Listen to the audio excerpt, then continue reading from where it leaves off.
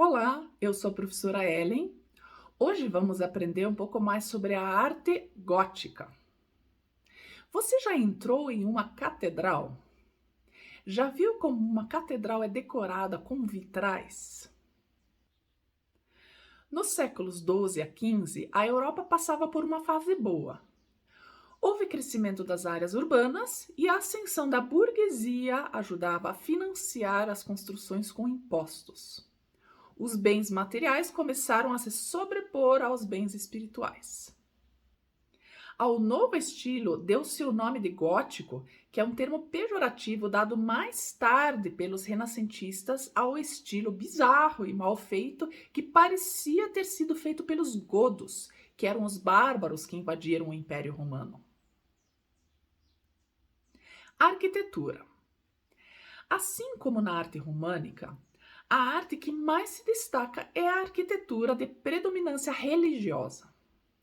Muitas ou quase todas as igrejas românicas sofreram alterações da arte gótica e se transformaram em catedrais. São vinculados ao clero secular, ou seja, é onde se encontra a cátedra, a cadeira ou a sede do bispo. Enquanto o românico usava o arco de volta perfeita, onde o peso era sustentado pelas paredes e por isso eram tão grossas e com poucas janelas, na arquitetura gótica inventaram o arco ogival, também chamado de arco de meia ponta ou arco quebrado. Esses arcos se cruzavam, formando as abóbadas de nervuras e distribuíam o peso sobre as colunas. Assim, não necessitavam mais de paredes grossas para suporte.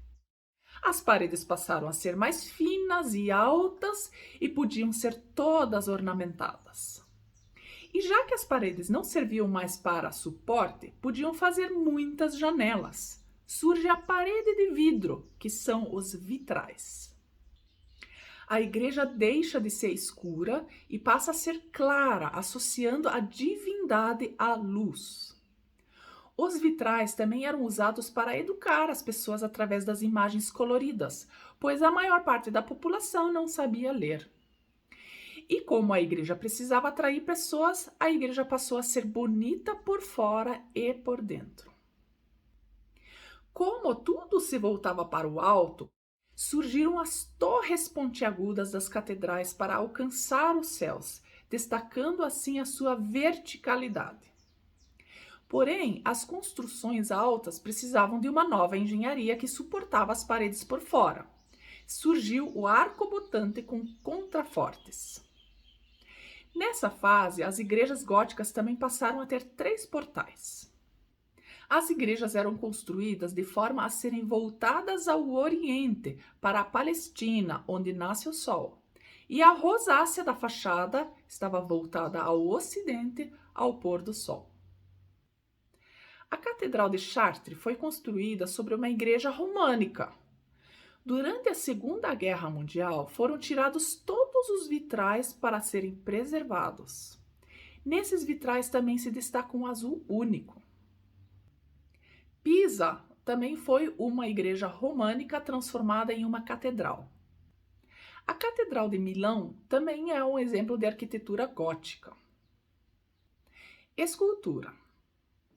Na arte românica, a escultura estava embutida na parede e na arte gótica começou a sair da parede, porém ainda não totalmente independente da arquitetura.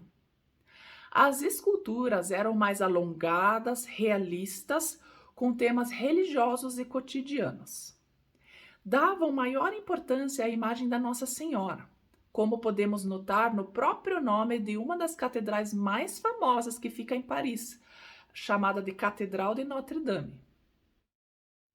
Na parte externa das catedrais haviam esculturas em forma de seres monstruosos. As gárgulas serviam para escoar a água das chuvas pelos canos, e as quimeras representavam o mal que estava fora da igreja. Pintura. A pintura era mural, feita nas paredes com a técnica de afresco, que é pintura sobre parede úmida, e continuava tendo função didática. As missas eram rezadas em latim, porém nem todos entendiam o latim. As imagens tinham a função de chamar a atenção do fiel para que ele se convertesse. As figuras eram alongadas, as cores permaneceram chapadas e a representação do espaço continuou não sendo importante. Até então, os trabalhos artísticos eram feitos de forma anônima. Somente no final da Idade Média, a pintura passa a ser mais realista e já se tentava a perspectiva com a alteração de tamanho de figuras. A arte se torna mais criativa e os artistas passam a assinar as suas obras. Giotto foi precursor do Renascimento, usando a ciência para poder representar suas obras com mais perfeição. Representava os santos como seres humanos de aparência comum. Essa visão humanista vai culminar no Renascimento. Jan van Eyck criou a nova técnica com tinta a óleo. Foi o conquistador da perspectiva, dando profundidade a uma pintura através da ilusão de ótica. Preocupava-se com os detalhes na pintura. Na obra O Casal Arnolfini, ele representa as condições da época. Não se precisava de um juiz para casar, bastava ter duas testemunhas. O artista assina o quadro como se fosse testemunha desse casamento, aparecendo no espelho, junto com mais uma pessoa.